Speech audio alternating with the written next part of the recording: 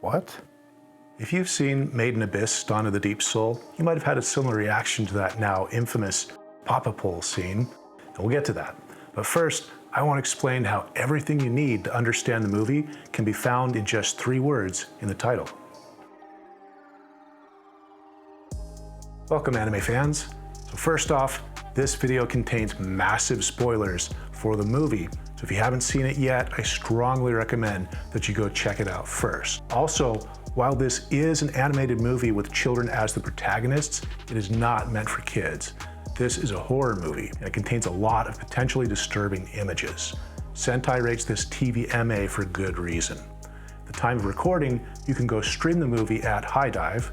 I'll put a link in the description. So the title of the movie, Made in Abyss, Dawn of the Deep Soul, contains 3 major themes that crisscross each other all throughout the film and all throughout most of the franchise so far: Dawn, Deep, and Soul. There are all kinds of callbacks to the idea of dawn within the movie, both in the images as well as in some of the character names. Bondrewd, for example, means Sovereign of the Dawn.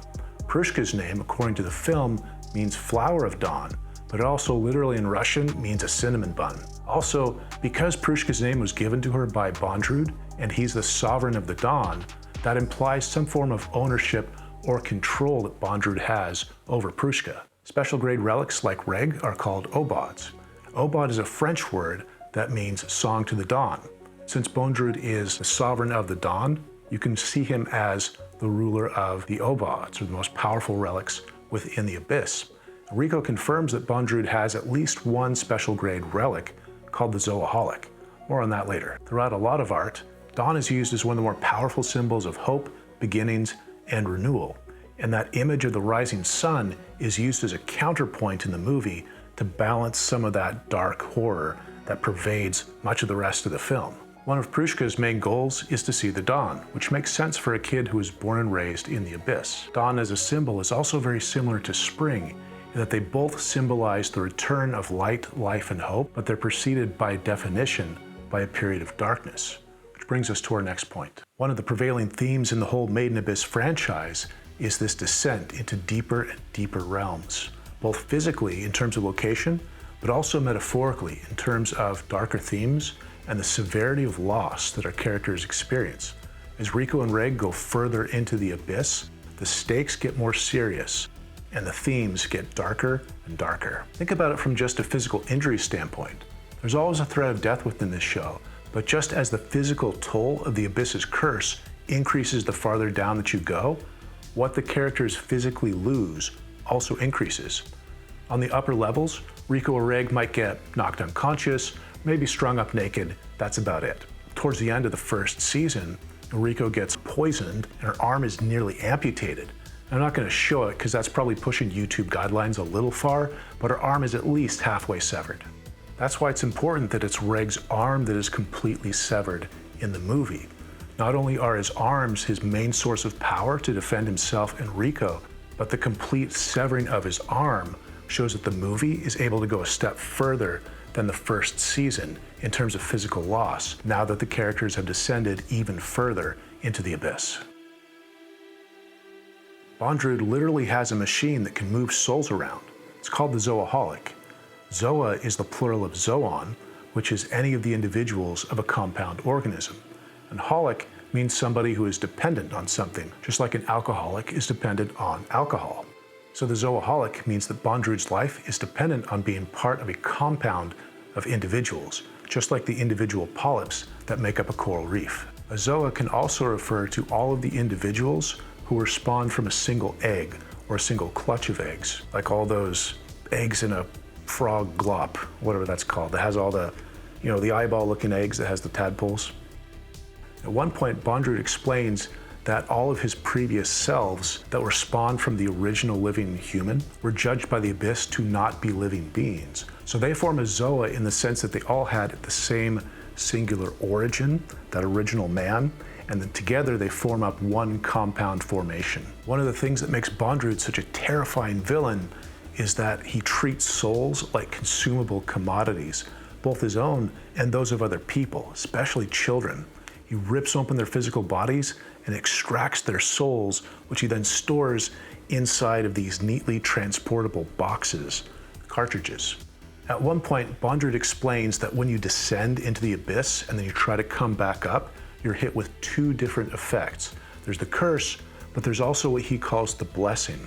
And I didn't get this part the first time that I saw the movie, but think about when Bondrewd and Reg are fighting and they rise up quickly through this cavern. Bondrewd is hit by the curse, but because he's carrying so many cartridges, it's the cartridges that absorb the curse, and he is left with the blessing instead, which is the same physical change that affected Nanachi. So in Nanachi's case, it was Midi who absorbed the curse, leaving the blessing for Nanachi. And they're hard to distinguish because, I mean, to us, they both look like curses since the recipient is still somewhat physically deformed, is no longer human.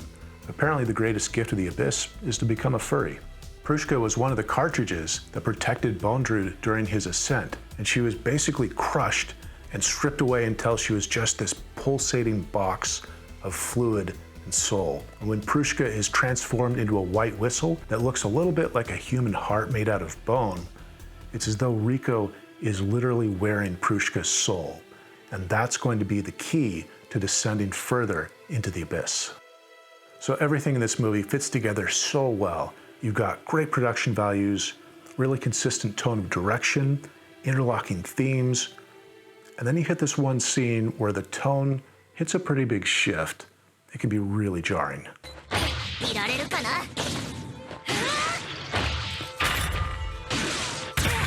Pretty good movie. どんな人が作ったのとか、だってチンチンまで大きくなるんだよ。チンチンって何？え？ああ、パパ帽のことか。What?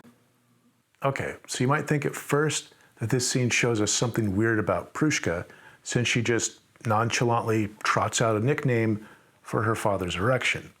But it actually shows us something more about Bondrewd. Think about who's down there. You got Bondrewd and his army of clones, a bunch of orphans. And here's where I went into this discussion about how this weird little scene was supposed to be a lighthearted cover-up for this deeper, disturbing truth about Bondrewd. I thought it showed us that he was a pedophile, because not only had he exposed himself to his daughter, he was apparently erect while doing so.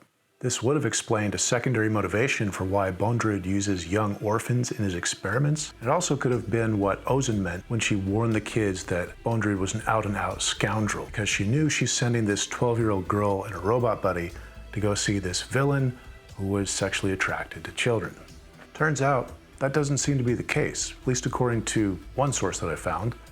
The Made in Abyss wiki and a couple other places on the internet reference this transcript where it looks like we've got the director and the creator of the manga watching the film for the first time and then answering questions afterwards.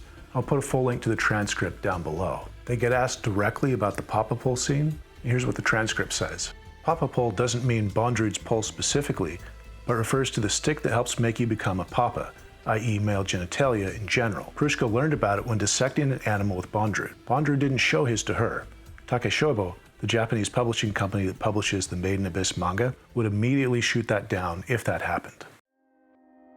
There is one last secret that the title of the film holds. This time, we have to look at the title in the original Japanese.